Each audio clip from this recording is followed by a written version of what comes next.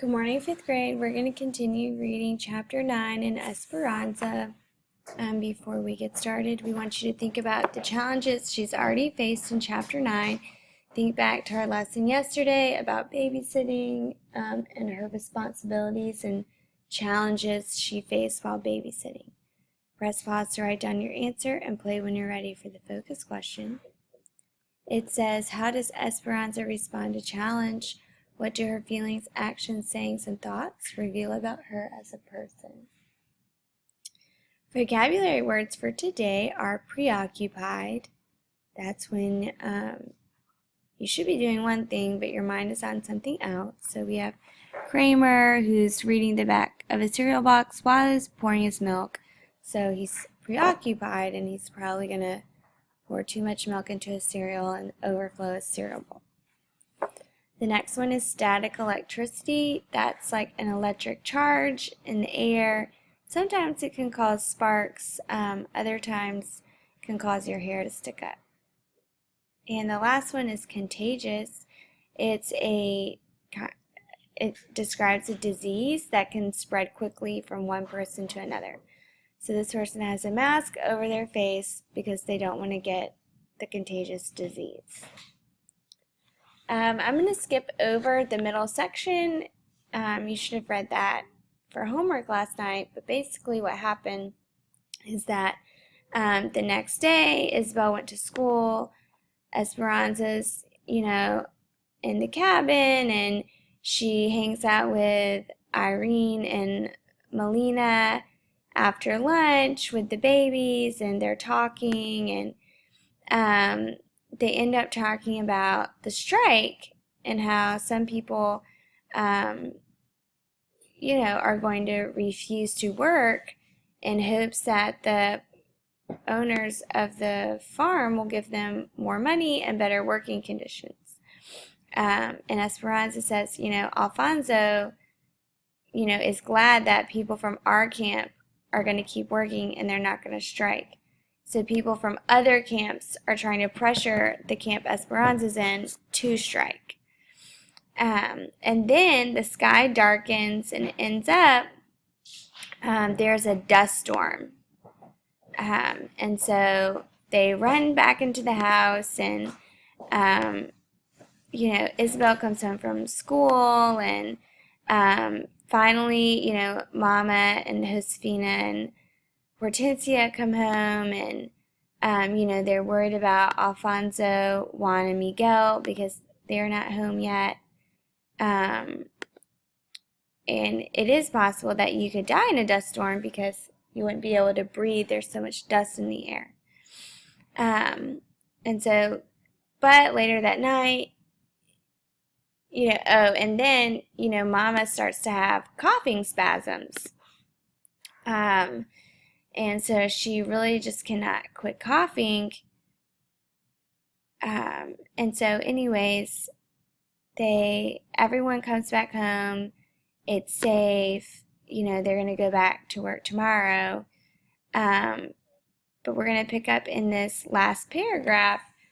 It says, in a week they finished cutting the grapes.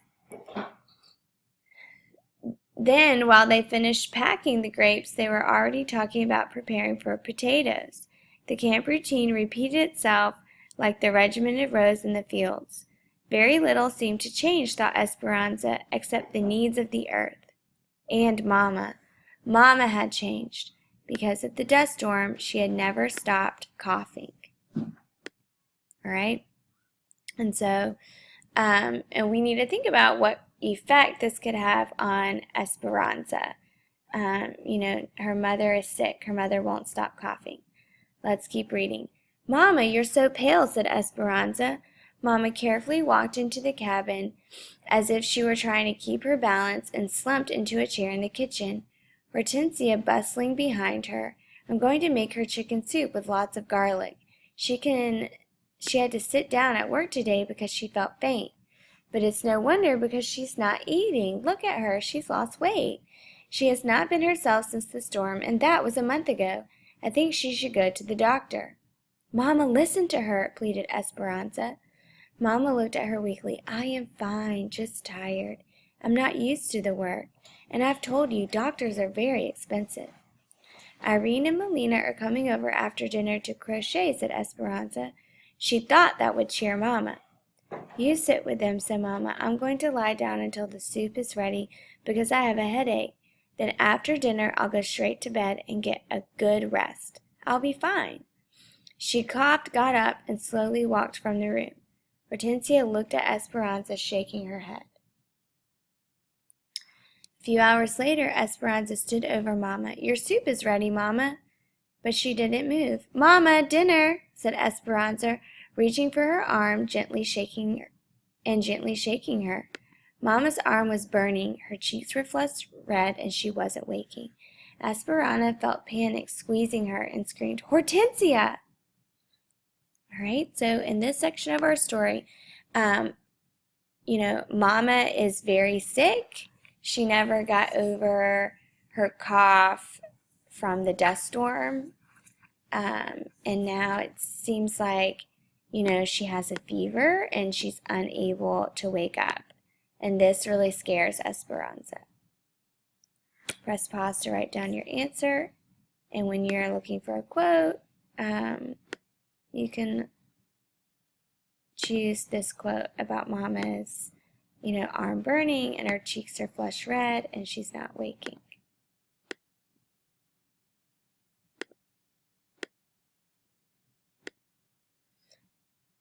The doctor came. He was an American, light and blonde, but he spoke perfect Spanish. "He looks very young to be a doctor," said Hortensia.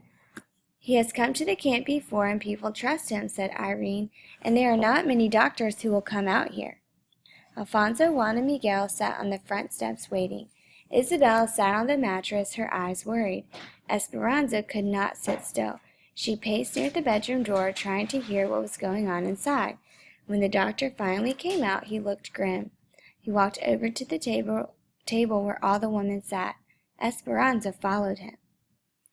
Alright, so when we're thinking about the setting, we know a doctor has come to visit the camp to help Mama. A doctor has come to the camp to help Mama. The doctor signaled for the men and waited for everyone until everyone was inside. "She has valley fever." "What does that mean?" asked Esperanza. "It's a disease of the lungs that is caused by dust spores. Sometimes when people move to this area and aren't used to the air here, the dust spores get into their lungs and cause an infection." "But we are all in the dust storm," said Alfonso. "When you live in this valley, everyone inhales the dust spores at one time or another. Most of the time, the body can overcome the infection. Some people will have no symptoms at all. Some will feel like they have the flu for a few days, and others, for whatever reason, cannot fight the infection and get very sick." "How sick?" asked Hortensia. Esperanza sat down. "She may have a fever on and off for weeks, but you must try to keep it down. She will cough and have headaches and joint aches. She might get a rash." "Can we catch it from her, the babies?" asked Josefina. "No," said the doctor, "it isn't contagious, and the babies and young children will probably have a mild form of it already without you even knowing. Once the body fights off the infection, it doesn't get it again. For those who live here most of their lives, they are naturally immunized. It is hardest on adults who move here and are not accustomed to the agricultural dust." "How long until she's well?" asked Esperanza. The doctor's face looked tired. He ran his hand through his short blonde hair. "There are some medicines she can take, but even then, if she survives, it might take 6 months for her to get her full strength back." Esperanza felt Alfonso behind her, putting his hands on her shoulders. She felt the blood drain from her face. She wanted to tell the doctor that she could not lose Mama too, that she had already lost Papa, and that Abuelita was too far away. Her voice strangled with fear, as all she could do was whisper the doctor's uncertain words, "if she survives." So we'll go back and think about this problem. We know that Esperanza's mom has valley fever, which is an infection in her lungs, and now she's very, very sick. Press pause to write down your answer and play when you're ready for the quotes. You can choose any of these 3 quotes on this page. Press pause to write down your quotes. And when we're thinking about the solution, the doctor has said that there are some medicines that she can take, but it could take up to 6 months for her to get her strength back if she survives. And you can use this quote. Press pause to write down your answer and play when you're ready for the paragraph. How does Esperanza respond to challenge, and what do her feelings, actions, sayings, and thoughts reveal about her as a person? So think about this challenge with Esperanza's mother and how she's responding to it, and what that reveals about her as a person.